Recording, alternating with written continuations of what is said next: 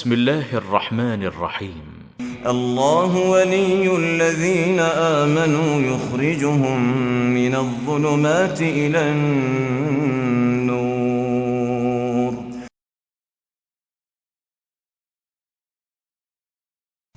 بسم اللہ الرحمن الرحیم نحمدہ ونصلی علی رسولہ الکریم اما بعد. معزز ناظرین کرام، السلام علیکم ورحمۃ اللہ وبرکاتہ. آپ دیکھ رہے ہیں نور ٹی وی جدہ اور میں ہوں محمد عاقل. وائس میسیج کے ذریعے واٹس ایپ پر سوال آیا ہے. آپ بھی اگر اپنا سوال وائس میسیج کے ذریعے یا ویڈیو کے ذریعے بھیجنا چاہتے ہوں تو اس نمبر کو نوٹ فرما لیں. اسکرین پر ڈسپلے کر دیا گیا ہے آپ کی سہولت کے لیے، اور ہمیں اپنا نام اور سوال وائس میسیج کے ذریعے یا ویڈیو کے ذریعے بھیج دیجیے.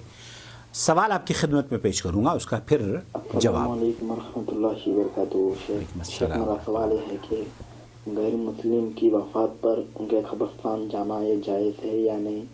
اور دوسرا سوال یہ ہے شیخ، آج کے زمانہ ٹھنڈ کا زمانہ ہے، یہ ٹھنڈ کے زمانے میں گرم پانی سے وضو کرتے ہیں، یہ ایسا وضو کرنا قرآن اور حدیث سے ہے کیا یا نہیں؟ اس کے بارے میں قرآن اور حدیث کے روشنی میں فرمائش. جزاک اللہ خیرا. وعلیکم السلام ورحمۃ اللہ وبرکاتہ. دو سوال ہیں. ایک تو یہ کہ غیر مسلم کی وفات پر اس کی تدفین کے لیے یا اس کے آخری رسوم جو ان کے مذاہب کے مطابق ہے، قبرستان جانا یا اس کے گھر والوں کے لیے یا بعض احباب کی کے ذہن میں یہ سوال بھی پیش آتا ہے کہ انا للہ و انا الیہ راجعون ان کے لیے کہی جائے یا نہ کہی جائے. اس سلسلے میں میری ویڈیو ہے، آپ اسے دیکھ لیجئے.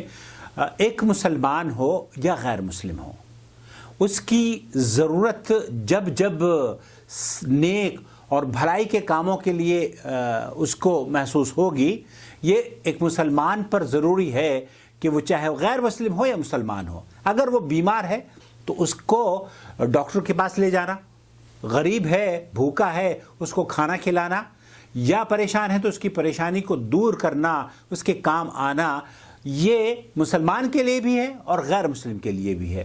آپ اگر یہ ضرورت محسوس کرتے ہیں کہ غیر مسلم کے جنازے میں شرکت سے مصلحت اس بات کی ہے کہ اس کا تقاضا ہے کہ آپ اس کے جنازے میں شریک ہوں، تو جنازے میں شریک ہونے میں کوئی حرج نہیں ہے. البتہ ان کی جو شرکی عبادات ہیں، کسی بھی قسم کے عبادات میں ہمیں شریک نہیں ہونا چاہیے. ان کے دکھ میں، ان کے غم میں اور ان کی پریشانی میں ان کے ساتھ کھڑا ہونا یہ اسلام ہمیں سکھاتا ہے. اس سے پیچھے نہیں ہٹنا چاہیے. البتہ اسلام ہمیں یہ سکھاتا ہے کہ بدعتوں سے اپنے آپ کو دور رکھنا ہے، شرک سے اپنے آپ کو بچانا ہے اور انسانیت کے کام آنا ہے. یہ تھا آپ کا پہلا سوال.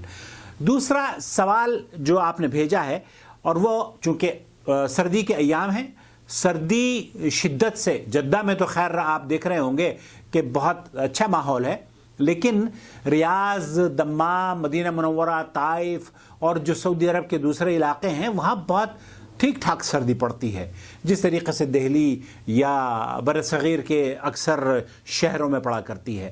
مفتی مملکت سعودی عرب فضیلت شیخ عبدالعزیز ابن باز سے سوال کیا گیا، میں آپ کی خدمت میں وہ پیش کروں گا اور پھر اس کا جواب. أخونا يسأل سؤالا آخر ويقول: هل يجوز الوضوء بالماء الدافي وخاصة في أيام البرد القارس؟ سماحت الشیخ سے یہی پوچھا جا رہا ہے کہ بہت شدت کی سردی پڑ رہی ہے، ایسے ایام میں، ایسے سردی کے موسم میں جبکہ شدت کی سردی پڑ رہی ہو، کیا گرم پانی سے وضو کیا جا سکتا ہے؟ سنتے ہیں جواب. نعم، هو الأفضل بالماء الدافي لأن أبلغ الإسباغ. لكن شیخی فرما رہے ہیں کہ نعم هو الافضل بالماء الدافی. شیخی فرما رہے ہیں کہ گرم پانی سے وضو کرنا صحیح ہے، جائز ہے، بلکہ یوں سمجھ لیجیے کہ وہ افضل ہے، کیونکہ آپ صحیح طریقے سے اپنے وضو کے اعضاء کو جو دافی پانی ہے، گرم پانی ہے، اس سے اچھی طریقے سے دھو پائیں گے.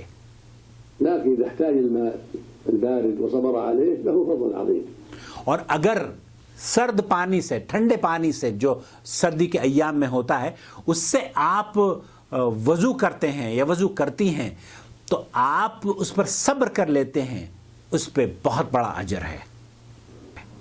جاء في الحديث عن رسول الله صلى الله عليه وسلم قال: ألا أدلكم على ما يرفع به الدرجات، يرفع الله به الدرجات ويمحو به الخطايا؟ قالوا: بلى يا رسول الله. قال: إسباغ الوضوء على المكاره، في لفظ قال: في السبيرات، يعني في البرد۔ اللہ کے رسول صلی اللہ علیہ وسلم کی یہ حدیث بیان کری ہے صحیح مسلم سے۔ اللہ کے رسول صلی اللہ علیہ وسلم نے فرمایا کہ میں تمہیں ایسی چیز نہ بتا دوں کہ جس کے سبب اللہ تعالیٰ خطائیں معاف فرماتا ہے اور درجات بلند کر دیتا ہے؟ عرض کیا گیا یا رسول اللہ ضرور فرمائیے۔ اللہ کے رسول صلی اللہ علیہ وسلم نے فرمایا جس وقت وضو ناگوار ہوتا ہے اس وقت وضو کامل کرنا اور مسجدوں کی طرف قدموں کی کثرت اور ایک نماز کے بعد دوسری نماز کا انتظار، اس کا ثواب ایسا ہے جیسے کفار کی سرحد پر اسلام شہروں کی حمایت کے لیے گھوڑا باندھنے کا ہو۔ اللہ اکبر۔ وكثرة خطايا المساجد وانتظار الصلاة بعد الصلاة فذلكم الرباط فذلكم الرباط مسلم في صحيح. فإسباغ الوضوء في المكاره في حال شدة البرد عند الحاجة إليه هذا يدل على قوة الإيمان ويكون۔ شیخ فرما رہے ہیں کہ اگر ٹھنڈے پانی سے آدمی وضو کرتا ہے اور اس پر صبر اور تحمل سے اجر کی توفیق سے اس وضو کو مکمل اور اچھے طریقے سے کرتا ہے تو یہ تو بڑی فضیلت اور ایمان مکمل ہونے کی دلیل ہے۔ اور اگر اس کے لیے گرم پانی میسر ہو جائے تو یہ تو بہت اچھی بات ہے، اس کے لیے آسانی پیدا ہو گئی ہے۔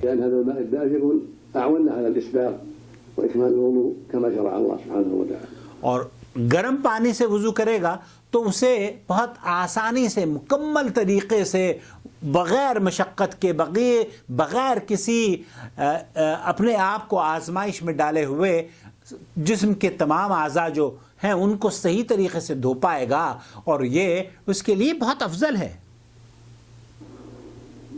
وأبلغ أيضا في إزالة الأوساخ والنظافة. نعم هذا الدافئ جزاكم الله خيرا۔ شیخ فرما رہے ہیں کہ اگر گرم پانی سے اپنے جسم کو اچھی طریقے سے دھو پائے گا، اور عام طور پر یقینی بات ہے کہ اگر ٹھنڈا موسم ہوتا ہے تو گرم پانی سے جب آدمی وضو کرتا ہے یا نہاتا ہے تو اسے جسم سے میل کچیل صاف کرنے میں بہت آسانی ہو۔ اللہ رب العالمین سے دعا ہے کہ اللہ تعالی ہمیں صحیح طور پر وضو کرنے اور صحیح طور پر نماز ادا کرنے کی توفیق سے نواز دے، آمین یا رب العالمین۔ اپنا خیال رکھیں، دعاؤں میں یاد رکھیں اور ہمارے چینل کو دیکھتے رہیں اور سبسکرائب کر لیں اگر ابھی تک آپ نے ہمارا چینل سبسکرائب نہیں کیا ہے۔